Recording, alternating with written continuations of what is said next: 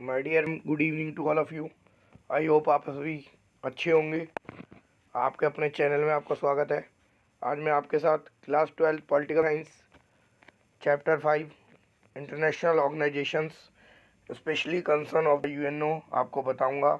International organisation में UNO क्या है, इसके कितने ऑर्गन हैं, क्यों ख़त्म हुए, इनके क्या वर्क स्ट्रक्चर है और क्या क्या आपको इस चैप्टर में सीबीएसई बोर्ड एग्ज़ाम के लिए पढ़ना है। तो पूरी वीडियो को देखेंगे तो ही फ़ायदा होगा और पूरी वीडियो नहीं देखेंगे तो नहीं फ़ायदा होगा। जैसे कि आपको पता है फर्स्ट वर्ल्ड वार का टाइम 1914 टू 1918 रहा। उसके बाद लीग ऑफ नेशन की इस्टेब्लिशमेंट हुई पीस के लिए, पर वो फेल रहा। तो 1939 टू 1945 में सेकेंड वर्ल्ड वार हो गया। उसके बाद यूएनओ की स्थापना हुई 24 अक्टूबर 1945 को। यूएनओ का काम था वर्ल्ड में दोबारा शांति स्थापित करना। जैसे कि लीग ऑफ नेशन फेल रहा तो लीग ऑफ नेशन का एक तरीके से बच्चा ही कहा जाता है यूएनओ, ताकि उसका सक्सेसर कहा गया यूएनओ को। तो यूएनओ कब इस्टेब्लिश हुआ? 24 अक्टूबर 1945 को। ये ऑब्जेक्टिव क्वेश्चन में आ जाता है आपके पास एमसीक्यू के रूप में। इनिशियली इसमें 51 मेंबर थे, लेटर ऑन इसमें मेंबर जुड़ते चले गए और आज की डेट में इसमें 193 मेंबर्स हैं। ऑब्जेक्टिव के लिए क्वेश्चन है ये, आपको मैं बता रहा हूँ पहले। इसका हेडक्वार्टर आज की डेट में न्यूयॉर्क में है और यूएन का सेक्रेटरी जनरल जो है, यूएन के जो सेक्रेटरी हैं उनके जो है जिनेवा में हेड ऑफिस है यूएन के सेक्रेटरीट का। ठीक है, तो जैसा कि मैंने आपको बताया, तो हमें सबसे पहली बात तो यह आती है यूएन क्यों इस्टेब्लिश किया गया था? वर्ल्ड में पीस इस्टेब्लिश करने के लिए, वर्ल्ड में लड़ाई झगड़ों को रोकने के लिए। तो इसके एम्स आपसे 2 नंबर के क्वेश्चन में पूछे जाते हैं। अब इंटरनेशनल ऑर्गेनाइजेशंस की हमें जरूरत क्यों पड़ती है? क्योंकि वर्ल्ड में एक ऑर्गेनाइजेशन ऐसा होना चाहिए जो पूरे वर्ल्ड में शांति इस्टेब्लिश कर सके। कोई ऐसी प्रॉब्लम हो जैसे कोरोना थी, तो इस समय ऐसी एपिडेमिक प्रॉब्लम, पेंडेमिक सिचुएशंस के टाइम कॉरपोरेशन की जरूरत पड़ती है। तो ऐसे इंटरनेशनल ऑर्गेनाइजेशन उस समय हेल्प पहुँचाते हैं। कार्टून देखिए बड़े ध्यान से।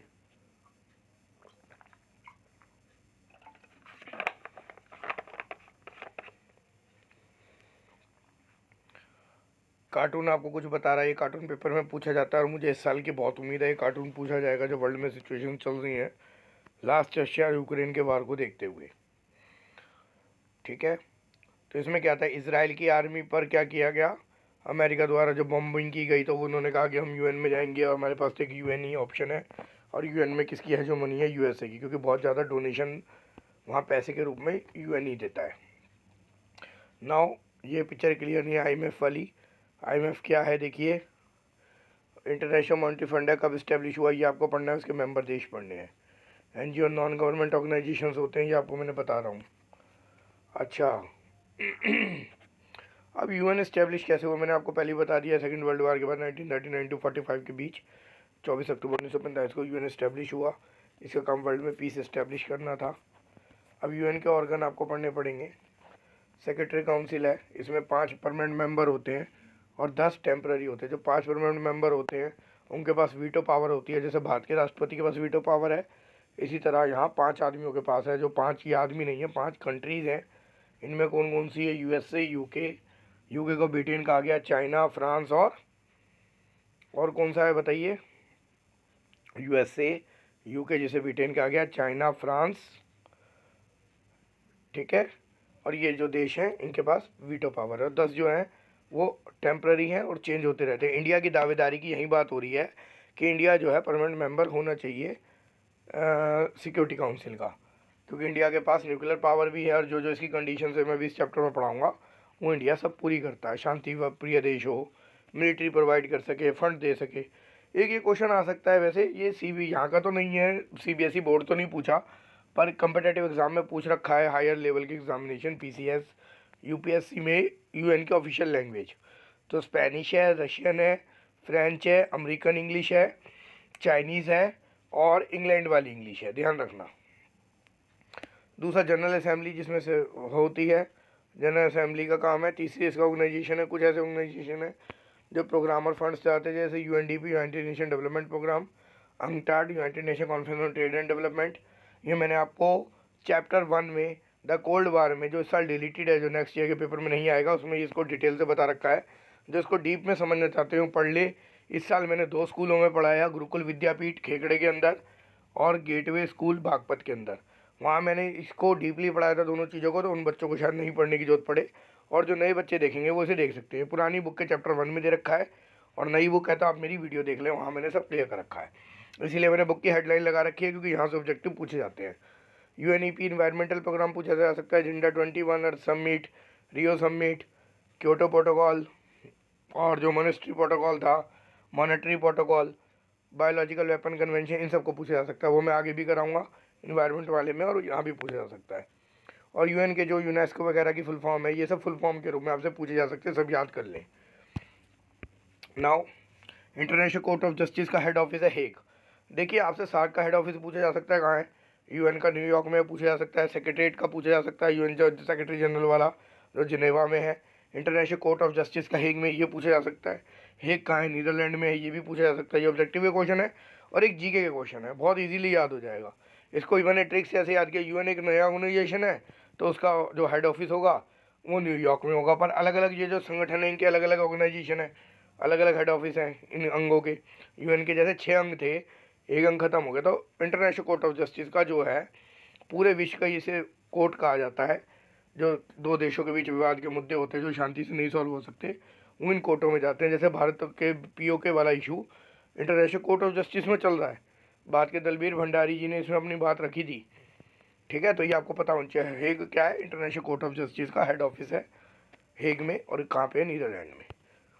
सेक्रेटरीट जो होता है वहाँ पे सेक्रेटरी जनरल बैठते हैं, ठीक है। और ये फुल फॉर्म्स आप याद करेंगे। आइए लोग, इंटरनेशनल लेबर ऑर्गेनाइजेशन का क्या काम है, क्यों बना, FAO की, यूनेस्को की, United Nation Education Scientific and Culture Organisation, WHO की World Health Organisation, WTO World Trade Organisation, ये सब आप याद करेंगे। एक सबसे इंपॉर्टेंट बात, ऑब्जेक्टिव के लिए नया क्वेश्चन तैयार हो रहा है। ट्रस्टीशिप काउंसिल, ट्रस्टीशिप काउंसिल को 1 नवंबर 1994 को समाप्त कर दिया गया था। ये माना गया था ये it is a new type of new colonialism, एक नव उपनिवेशवाद का एक तरीका है। जो विकसित देश, जो अपने अंडर जो देश होते हैं उनके नेचुरल रिसोर्स का एक्सप्लॉइट करते हैं, अब उन्हें डेवलपमेंट का मौका दिया जाए। इसके पीछे कहीं ना कहीं अमेरिका की चाल थी, और वो किस तरह की चाल थी वो समझिए आप। जो डेवलप देश थे उनकी चाल थी, वर्ल्ड बैंक और IMF के थ्रू उनको लोन प्रोवाइड किया जाए। वो लोन लेंगे, उनको रूल करना आता नहीं है एक तरीके से, ये माना जा रहा था। और जब लोन लेंगे तो वो भरपाई नहीं कर पाएंगे, तो वो दोबारा कर्ज तले दब जाएंगे। और जो कोर लोन देता है भाई साहब आपको पता ही होगा, अगर विजय माल्या तो हम लोग हैं नहीं जो लोन लेंगे और बच जाएंगे, सरकार साथ देगी, भाग जाएंगे, हम तो भाई फंस जाएंगे। तो इसी तरह ये देश भी फंस जाते हैं। अब आइए, सबसे पहले मैंने बता ही दिया था, इसमें जो यूनाइटेड नेशन का चार्टर बना था उसमें 51 देश थे। उसके बाद कितने देश हुए, आज की डेट में 193 है। आपको एक बात और बता दूँ, 194वां देश साउथ सूडान बना था। साउथ सूडान पे जब अटैक किया USA के थ्रू या डेवलप कंट्रीज़ के थ्रू, तो उसको UN ने कोई हेल्प नहीं पहुंचाई, और आखिर में उसने अपनी ये सदस्यता छोड़ दी थी। तो ये मैं अपने बच्चों को पढ़ाता आ रहा हूँ। तो ये मेरे बच्चे ने ये नोट्स ही बना रखे हैं, इसमें कुछ मेरे द्वारा है। ये देखिए, जैसे WHO की, UNDP की, UNHRC की, यूनिसेफ की, यूनेस्को की, ये आपको फुल फॉर्म याद करनी पड़ेगी, पेपर में पूछा जा सकता है। वर्ल्ड में कोल्ड वार के बाद क्या रिफॉर्म हुए UN के अंदर, कोल्ड वार कब तक चलता, 1991, फिर क्या रिफॉर्म हुए वो आपको देखने होंगे। आपकी बुक के अकॉर्डिंग 1990 दे रखा है, फर्स्ट चैप्टर के अकॉर्डिंग। CBSE की आंसर स्कीम में 1991 होता है, तो वो आपको बहुत अच्छे से ध्यान रखना होगा। पेपर के अंदर दोनों आंसर ठीक होते हैं आपके, 1990 लगाते हैं वो भी ठीक होता है, पर एक्यूरेट आंसर जो आपको ध्यान रखना होगा वो 1991 है। बर्लिन वार गिरी थी 1989 में, और सोवियत संघ का विघटन हुआ था जो कॉमनवेल्थ ऑफ इंडिपेंडेंट स्टेट्स में 1991 में। उसके साथ ही शीत युद्ध का अंत माना गया, यानी कोल्ड वार का अंत माना गया।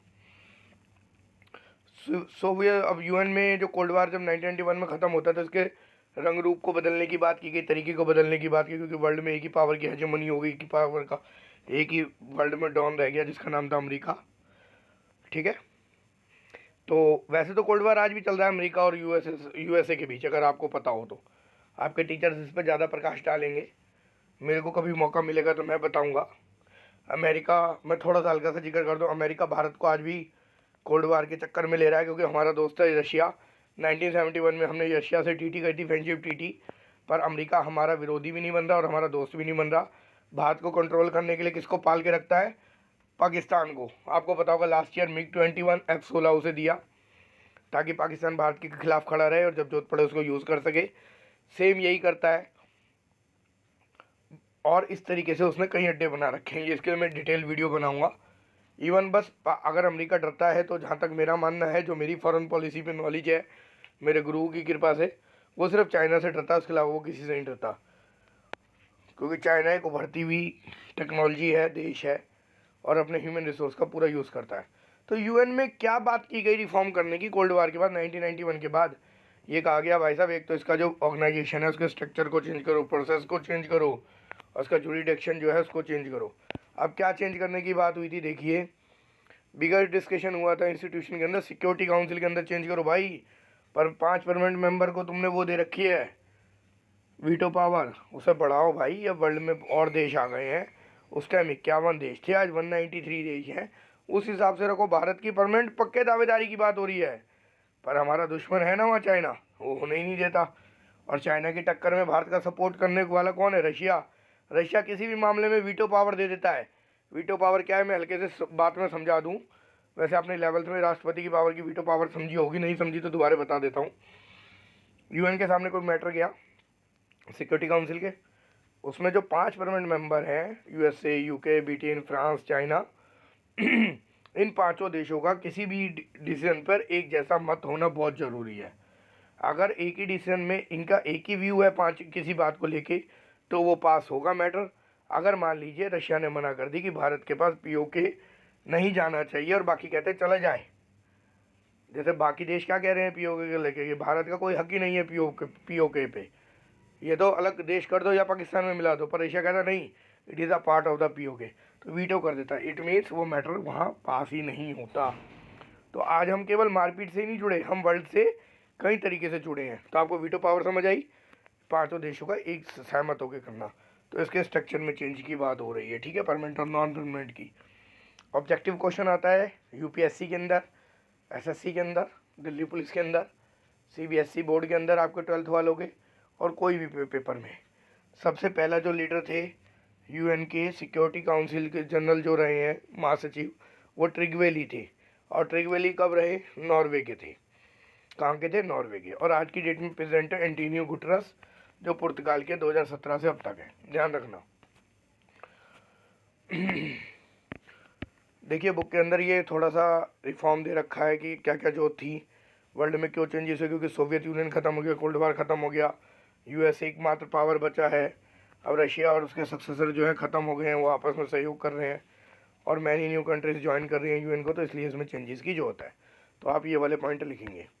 अब रिफॉर्म और स्ट्रक्चर प्रोसेस में क्या जो होता है, तो इसमें बताया जो सिक्योरिटी काउंसिल है उसमें जो रिप्रेजेंटेटिव्स हैं वो कंटेम्प्रेरी पॉलिटिकल रियलिटी को नहीं दिखा रहे, वो ऐसी रियलिटी को दिखा रहे हैं जो वर्ल्ड में अलग है, जो पुरानी हो चुकी है।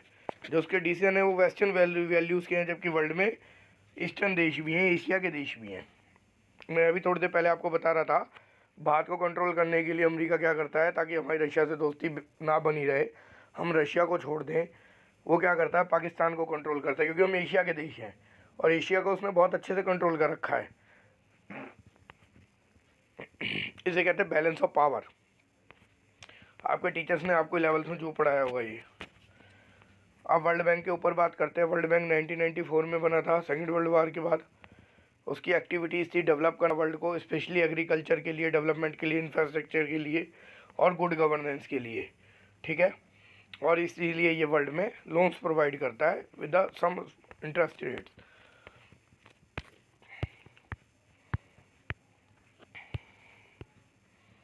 अब यूएन में अगर कोई नया मेंबर जुड़ता है तो उसके लिए क्या है, एक तो भारत इसका मेंबर है, भारत को संदर्भ में करके देखना कि भारत परमानेंट मेंबर के लिए क्यों है, क्योंकि एक तो हमारे पास इकोनॉमिक पावर है, मिलिट्री पावर है, substantial contributor to the UN budget.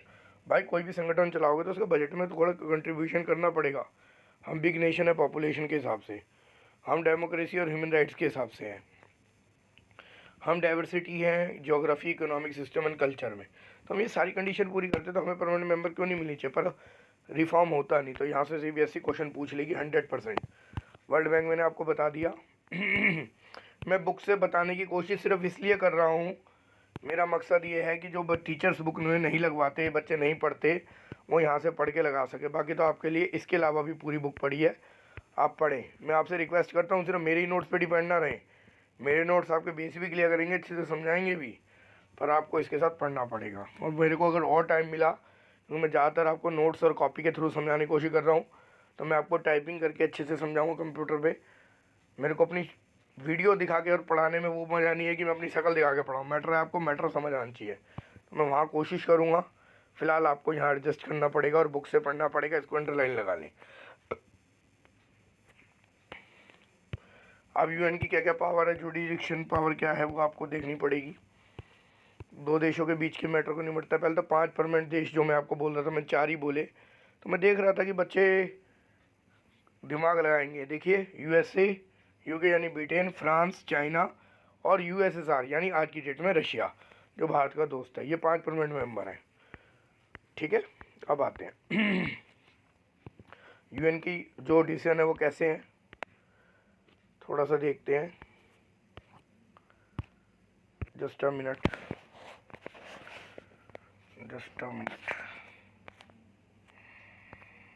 मेरी वीडियो बीच में रुक गई।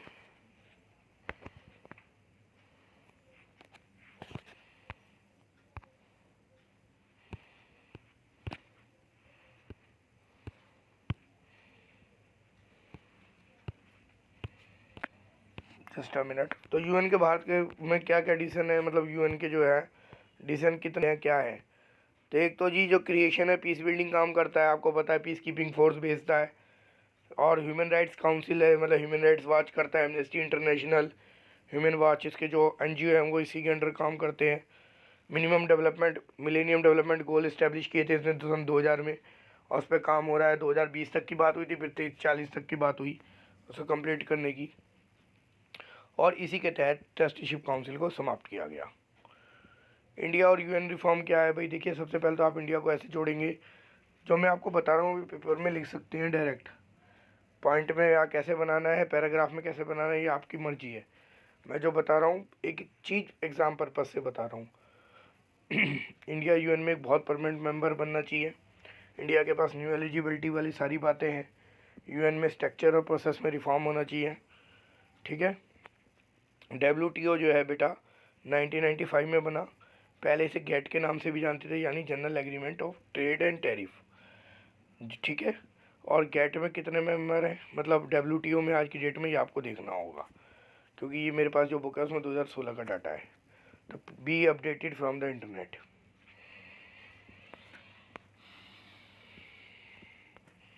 इंडिया का वही परमानेंट और नॉन परमानेंट का दे रखा है पूरी बुक में।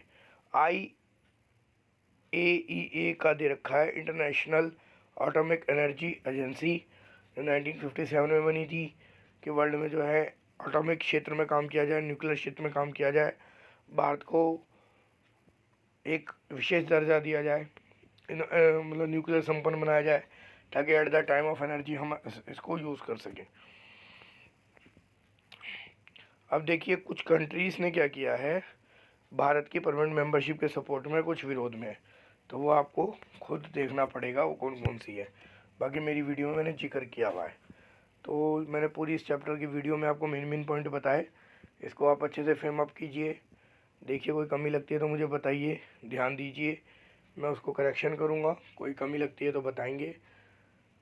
और अगर आपको वीडियो अच्छी लगे तो लाइक करें, अपने दोस्तों के साथ शेयर करें। थैंक यू सो मच, आपने अपनी लाइफ का बहुत वैल्यूबल टाइम मुझे दिया। Thank you so much. जिन्होंने पूरी वीडियो देखी होगी उनको बीच बीच में कुछ अच्छी अच्छी बातें भी पता लगी होंगी।